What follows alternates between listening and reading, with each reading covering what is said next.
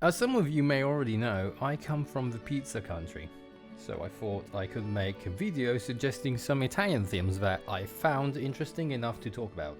And there's a couple disclaimers though. The thing with me and Italian media is that I do not interact a lot with it. So for this reason, and also because I don't want to make these videos too long, I will be discussing them in different volumes, not in order of quality, not going too much in detail about the plot, just giving the basic synopsis and saying what I like about it. So if I find new stuff, I'll just bring it up to the next volume. And a final thing to note, this is the final big disclaimer, a lot of Italian films do contain nudity of various degrees of nudage and inherent to the plot, so just keep it in mind when watching Italian films.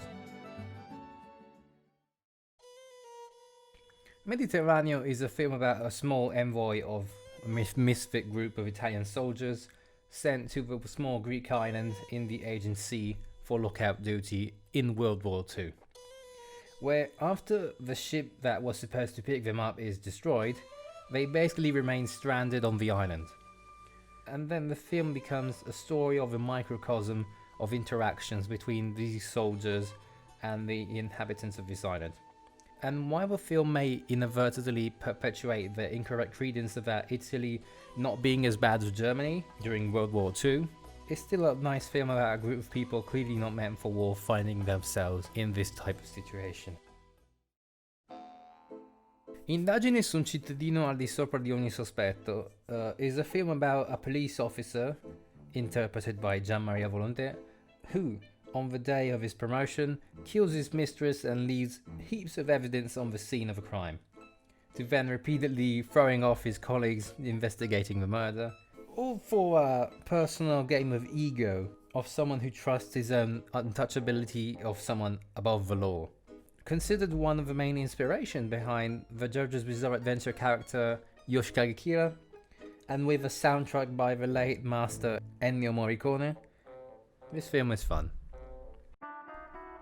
Still directed by Salvadores and returning cast of actors like Diego Battantuono, the Italian Toshiro Mifune, and Claudio Bisio. The film talks about a bank vice director who is witness to a murder, who, finding out later that the officer investigating the murder is the killer, he probably decides to hide in Mexico, where he finds disadventures, but also a sort of new way of life. This is a very nice film about how the past and future will catch up to everything in the end. Going over even animated films, the Corto Maltese animated series adapts the various graphic novels of a legendary Hugo Pratt character, Corto Maltese, in many stories that range for war espionage to the metaphysical.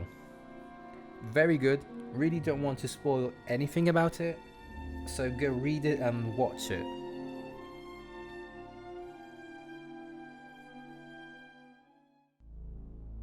This film talks about an undertaker of a small town graveyard, where at night the deceased rise up from their rests, which our protagonist just kills them once more, to then put them back where they belong. The film is a study of the Italian provincial mentality and its stagnation, where people who are desensitized to life through their routines become no different from the living dead, and also spooky stuff. The special effects person is also the same from Dario Argento films, which I haven't seen but will do, as I tend to not go for horror-ish films usually. I watch them, but I don't seek them in a way. I let the spooky towards me, and through the crossroads of destiny, Dellamorte Dellamore came to me. And yeah, these were all the films I wanted to talk about today in this volume, and I hope to see you in another one. As a side note though, last one, be sure maybe to watch them with someone who knows the language, as sometimes the subtitles really take out all the flavor in the language. And yeah, but anyway, bye. E passa un cazzo di motorino, ovviamente. Cioè, ma vaffanculo.